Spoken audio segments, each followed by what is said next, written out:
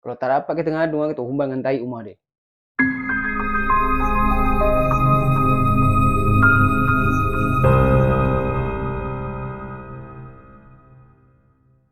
Assalamualaikum warahmatullahi wabarakatuh. Jadi tuan-tuan dan puan, apa kabar? Semoga mereka sehat, murah rezekinya, uh, tetap bahagia di samping orang-orang yang tersayang. Tuan-tuan dan puan, alhamdulillah 2 hari yang lalu kita telah berpesta demokrasi. Tapi entahlah pesta ke, entah memang ngabih duit negara, tak tahulah kita ya. Tapi kalau saya ni pesta tu sikit aja, yang jelas ni ngabis duit negara aja. Kadang-kadang bukan apa, saya katakan macam tu, yang di bawah membuat atau melakukan hal yang sejujur-jujurnya, sementara apa yang terjadi adalah sebaliknya di sana di sana. Pelanuk saya lah kan, mengalami kemunduran tingkah laku. Seharusnya kita maju kan, tapi kemunduran tingkah laku. Entah kemana lah bahasa saya ni. Jadi kemarin kita dah milih presiden, ada 3 calon presiden, ada Prabowo, ada Jokowi tak lagi. Ada Prabowo Gibran, ada Anies Baswedan Amin, ada Ganjar dan Mahfud. Nah itu semua adalah putra-putra bangsa yang hebat-hebat semua. Ya, yang hebat-hebat semua. Ya, sebetulnya siapapun presidennya, ya kita macam ini aja. Tak berubah. Saya tetap konten dan tetap menjalankan tugas negara dan mikir-mikir semua mana yang nyangkul, mana yang mencarikan, mana yang buruh, mana yang maaf cakap kuli, tak berubah. Jadi siapapun presidennya kita tak berubah dan tak menjadi apa-apa. Tetap menjadi kita yang dulu. Kadang-kadang saya berfikir, untuk apa pemilu ini diadakan? Katanya pesta rakyat. Pesta rakyat. Yang mungkin pesta tu rakyat yang punya jabatan-jabatan tinggi.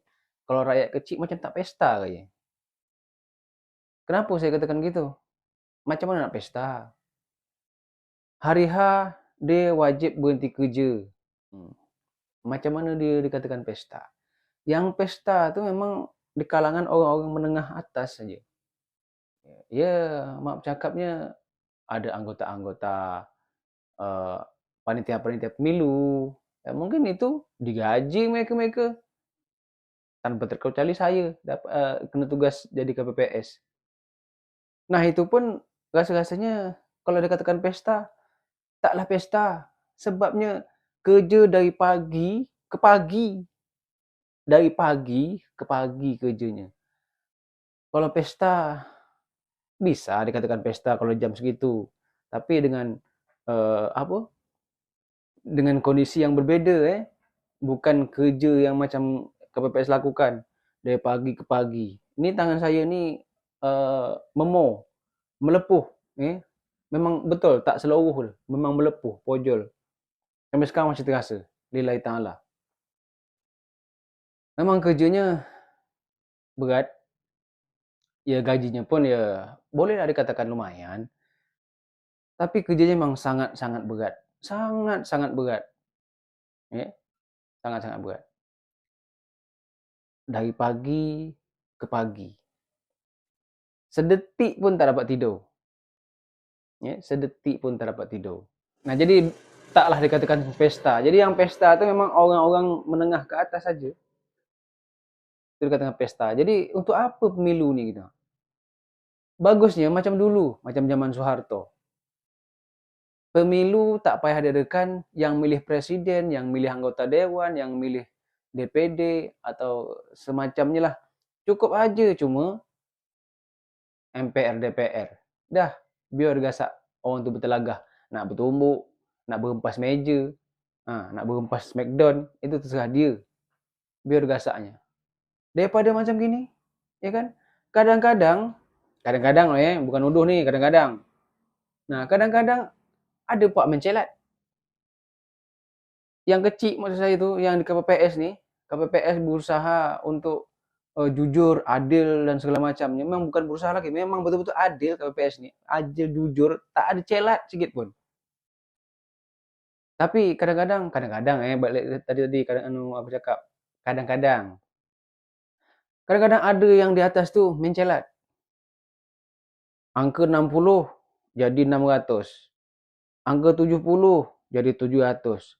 Angka 59 jadi 956 atau macam-macam lah angka dia. Nah, satu lagi, pemilu nih. Pemilu siapapun bisa memilih dan bisa berpolitik.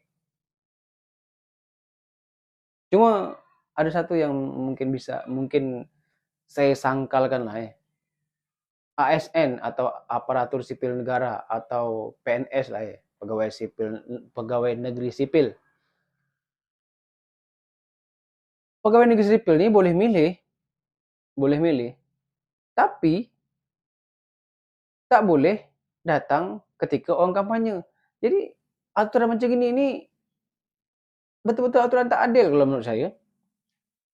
Oke lah, ASN atau PNS tak boleh berkampanye. Itu oke, saya setuju tak boleh kampanye. Tapi kalau untuk nengok calon dewan ke, calon apa ke, rasa-rasa tak boleh-boleh sajalah buatlah peraturan macam gitu. Jangan peraturan sepihak. Jadi PNS tu kalau nak datang dekat tempat kampanye, ya boleh-boleh saja menurut saya. Ya tolonglah kalau memang ada peraturan tak boleh, tolonglah dibolehkan. Sedangkan nengok debat presiden je boleh, ngapa tak tahan? Ya kan? Nah, kenapa harus boleh? Begitu orang kampanye, ya bolehkan. Ya kenapa harus boleh? Sebab supaya PNS-nya atau ASN tidak macam memilih kucing dalam guni. Barang tak nampak main coblos saja. Ya kan? Kalau PNS disamakan dengan orang biasa, orang awam, orang sipil, bisa mendengar calon berkampanye, ya paling tidak dia bisa mendengar aspirasi atau orasinya. Apa visi dan misi daripada anggota dewan, apa visi dan misi daripada gubernur, apa visi dan misi daripada bupati atau calon bupati itu. Ini tak, PNS tak boleh uh, datang kampanye. Apalagi kan berkodak-kodak dengan orang calon dewan. Dah, kena tangkap, kena proses. Nah, satu kan pindah. Tak fair. Tak fair macam tu. Eh? Jadi, menurut saya memang tak adil dalam uh, hal macam gitu tadi. Ya PNS, kalau bisa rubah undang-undangnya, entah pada siapa ya saya bercakap ni, yang dengar lah tak ada nak marah. PNS boleh nengok orang kampanye. Jadi, PNS atau ASN tidak seperti memilih kucing dalam guni. Kita tak tahu kalau kucing dalam guni itu kan, ada kurap ke dia, ada kutu babi ke dia, ya kan? Ada air liur dia turun meleleh ke dia, tak tahu. Jadi kalau kita tahu kalau kucing dalam guni itu bagus, kita ambil. Kalau kucing dalam guni tak bagus, sementara guni tak bisa dibuka, nasib. Ya. Nah, jadi itulah harapan saya kepada para pemegang-pemegang kuasa tu untuk bisa memperbaiki hal-hal yang mungkin tak baik lah. Iya kan, tak masuk akal. Kita macam ASN, PNS disuruh milih, wajib milih, tapi tak bisa pula nengok orang kampanye. Iya kan? Macam mana tu? Boleh milih, tapi tak boleh pula tengok orang kampanye. Aduh, kadang peraturan macam ni. Ini saya protes nih kalau ada peraturan macam ni. Apalah negara ni, ya Allah.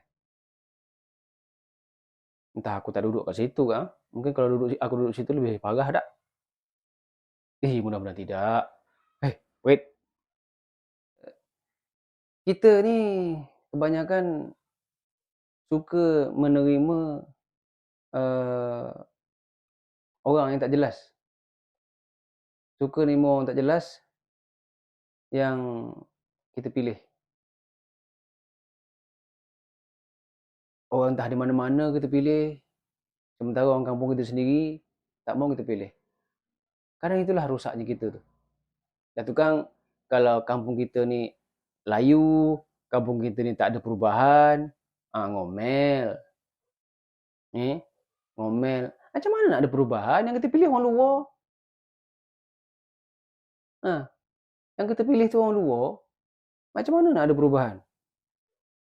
Dah tu kan sibuk, ngapalah kampung kita ni tak berubah gitu-gitu je dulu. Cakap mulut sedap aja. Bagusnya kampung kita ni ada wakil rakyat kita, dapat kita ngadu. Kalau tak dapat kita ngadu, orang kata humbang dengan tai rumah dia. Gitu. Okeylah, dah jauh lebar aku ngomel ni. Okeylah, lebih kurang saya minta maaf. Kalau ada kata-kata saya yang tersinggung, saya pun minta maaf lah. Tapi yang tadi tu tentang para penguasa yang mungkin ada wewenang nak merubah aturan yang mungkin kurang baik menjadi baik, itu sengaja saya buat. Sebagai, apa nama tu, pendapat dari saya untuk tuan-tuan semua yang memegang tampuk kekuasaan. Okey, sekali lagi saya minta maaf atas segala omelan saya ini. Semoga bagi saya ada manfaatnya, dan kalau salah saya minta ampun kepada Allah, kepada tuan-tuan semua. Okey, Assalamualaikum warahmatullahi wabarakatuh.